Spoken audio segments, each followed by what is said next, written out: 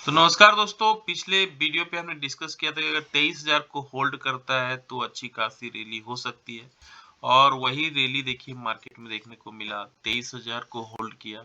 अब यहाँ जो आके मार्केट खड़ा हुआ है 23,163 पे, ये जो जोन है रिजेक्शन का जोन है। अब देखना होगा कि आज का मार्केट यहाँ पे सस्टेन करता है या यहाँ से फिर से रिवर्स गियर लगाता है। अगर यहाँ से रिवर्स गियर लगाता है तो फिर समझ लीजिए मार्केट में फिर से गिरावट आ जाएगी और बड़ी गिरावट आ सकती है, क्योंकि यहाँ से प्रॉफिट बुकिंग होता है बार बार। अब कल के सत्र में अच्छी तेजी थी, बैंक निफ्टी भी 300 पॉइंट बढ़ा। सपोर्ट में कर रहे थे Bharat electronics, Shriram finance, Tata Motors, SBI life, trend, ये सारे पिटाए हुए शेयर थे, काफी पिटा हुआ है। देखिए ट्रेंड जो है 7,000 का शेयर था, 5,600 पे आ गया है। श्रीराम फाइनेंस भी देखिए, भारत इलेक्ट्रॉनिक्स भी 300-350 का शेयर था, 267 पे ट्रेड कर रहा है। तो ये सारे दिग्गज थे जो काफी पीटे हुए थे। अब यहाँ से थोड़ी सी रिकवरी हुई है, 3 से 5% तक रिकवरी देखने को मिला। और दिग्गज में जो गिरा रहे थे मार्केट को, आईटीसी होटल जो अभी आपका लिस्टिंग हुआ है, 4% का गिरावट हुआ है। मारुति, एशियन पेंट, भारतीय एयरटेल और ब्रिटेनिया, ये 1 से 4% तक का गिरावट देखने को मिला है। तो एडवांस की बात करें तो 2311 शेयर ऐसे थे जो बढ़ रहे थे। डिक्लाइन की बात करें तो 528 शेयर ऐसे थे जो गिर रहे थे। ऐसे में क्या रणनीति बनानी चाहिए, क्या प्राइस सेटअप कर रहा है आज, आइए समझने की कोशिश करते हैं। इससे पहले अगर आप वीडियो देख रहे हैं, लाइक से सब्सक्राइब कमेंट जरूर करें। तो यहाँ पे आप देख सकते हैं किस तरह से निफ्टी अपने आप को तैयार कर रहा है। डेली चार्ट में आप आएंगे तो क्लियरली दिख रहा है कि ये एक बुलिश इनगल्फिंग पैटर्न बनाया है। अब बुलिश इनगल्फिंग पैटर्न जब बनता है तो मार्केट में एक तेजी आती है, लेकिन इतनी बड़ी गिरावट के बाद अगर बुलिश इनगल्फिंग पैटर्न बनाया है तो तेजी नहीं आए, यही इसी का संभावना ज्यादा है। और गिफ्ट निफ्टी भी इशारा कर रहा है कि 50-60 पॉइंट हम नीचे खुलेंगे। तो आज हो सकता है मार्केट में प्रॉफिट बुकिंग का डे हो, क्योंकि 2 दिन से मार्केट बढ़ रहा था। अब ये जो रिजेक्शन जोन भी है, इस जोन पे अभी जैसे डिस्कस किए, ये 23,160-170 से रिजेक्शन आती है।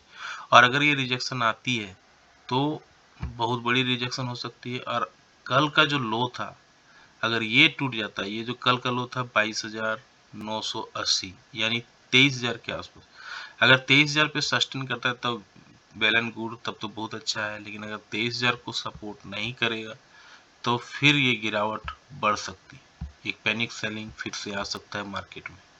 तो अभी के लिए ये 23,000 जो दिख रहा है, कल का जो लो है, हर हाल में नहीं टूटना चाहिए। अदरवाइज ये गिरावट बढ़ सकती है, फिर 22,800 22,600 तक मार्केट जा सकता है। ये क्लियरली इस चार्ट से दिख रहा है। अगर आते हैं 50 मिनट्स के चार्ट में तो चीज़ें और अच्छी से समझ में आएगा क्या मार्केट कहना चाह रहा है।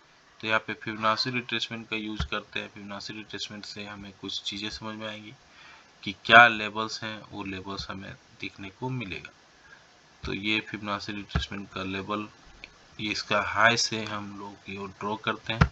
ये इसका हाई है और यहाँ पे इसका लो जो था, ये लो था 22,800 का। तो ये 22,800 ये नीचे वीक बना हुआ है और इस वीक के आसपास इसका फिबोनाची रिट्रेसमेंट का लेवल है।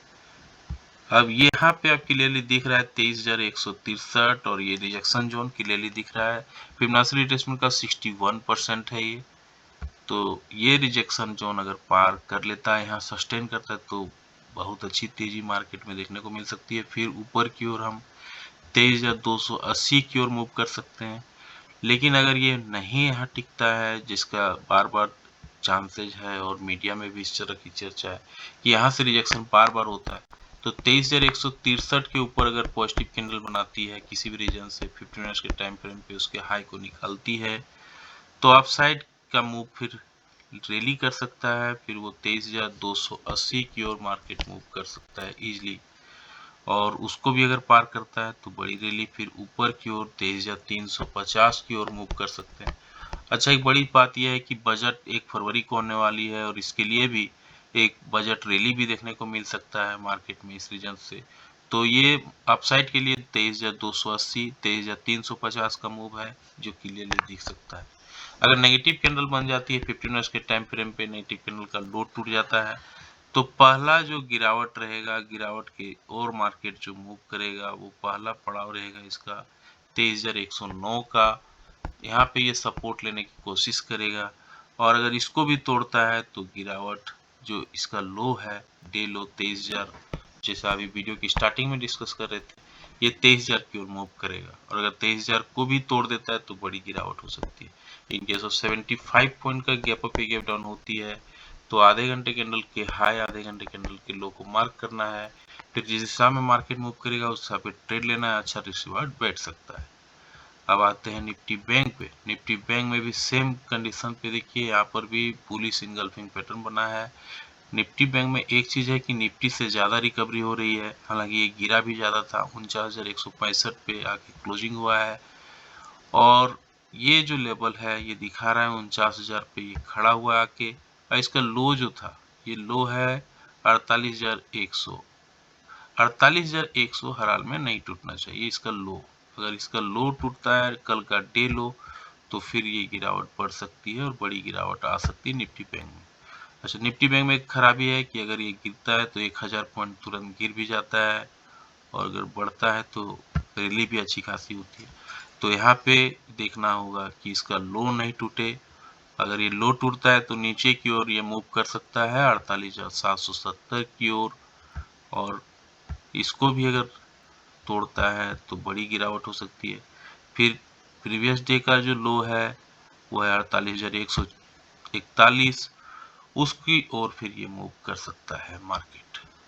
15 मिनट्स के चार्ट में आते हैं, चीजें और अच्छी से देखेंगी तो यहाँ पे इसका फिबोनाची रिट्रेसमेंट कर ले लेते हैं। हाई, इसका हाई और इसका लो के बीच में इसका ड्रॉ करते हैं तो कुछ लेवल्स हमें समझ में आएंगे और वो लेवल क्या है यहाँ की लेवल दिख रहा है। ये देखिए खड़ा हुआ है 49,165 पे, 49,165 पे खड़ा हो जो इम्पोर्टेंट लेवल है। यहाँ से रिजेक्शन भी आती है बार बार, देखिए यहाँ से रिजेक्शन बार बार हुआ है और निफ्टी की तरह ही ये बार बार यहाँ से रिजेक्ट करता है मार्केट। ये निफ्टी भी इशारा कर रहा है कि हम नीचे खुलेंगे तो 49,165 के ऊपर अगर किसी भी रीजन से पॉजिटिव कैंडल बनाती है एटलीस्ट 15 मिनट्स के टाइम फ्रेम पे तो अप साइड के लिए रैली कर सकता है ये, फिर 49,272 की ओर मूव कर सकता है bank Nifty.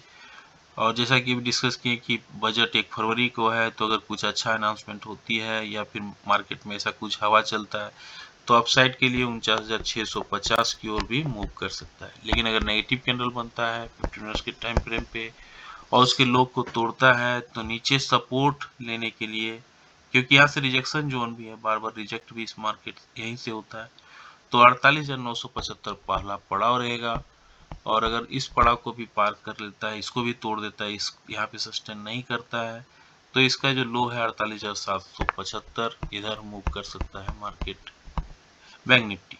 In case of 150 point का गैप अप या गैप डाउन होती है बैंक निफ्टी में तो आधे घंटे कैंडल के हाई, आधे घंटे कैंडल के लो को मार्क करेंगे, फिर जिस दिशा में मार्केट मूव करेगा उस हिसाब पे ट्रेड लेंगे, अच्छा रिसीवर्ड बैठ सकता है। गिफ्ट निफ्टी की बात करें तो दिखा रहा है 50 पॉइंट, 44 पॉइंट हम नीचे खुलेंगे। हालांकि गिफ्ट निफ्टी होती है बेवफा, इस पे भरोसा नहीं कर सकते हैं, लेकिन देखिए अमेरिकन मार्केट में भी गिरावट हुई है और डो जोन्स, एस&पी, नैस्डैक चारों तरफ गिरावट है। अब डो जोन्स में गिरावट क्यों हो रही है, पूरा मीडिया में हल्ला है नैस्डैक में, क्योंकि चाइना का जो एआई है वो अमेरिका के एआई को बीट कर रहा है और वहाँ पे अच्छा खासा प्रेशर देखने को मिल रहा है एआई सेक्टर के कंपनियों में।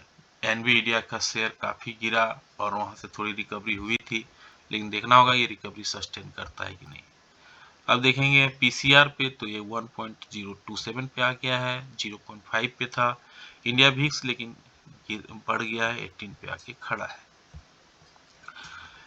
एफआई की बात करें तो 2600 करोड़ कल भी बेच दिया, एक महीने में इन्होंने करीबन 1,15,000 करोड़ बेच डाले हैं। डीआई खरीद रहा है 1792 करोड़ का माल इन्होंने खरीदा है। तो सारे पॉइंट्स पे हमने डिस्कस किया। कैसा लगा जानकारी, लाइक से सब्सक्राइब कमेंट करके जरूर बताएं। मिलते हैं किसी और एक वीडियो पे, तब तक के लिए जय हिंद, वंदे मातरम।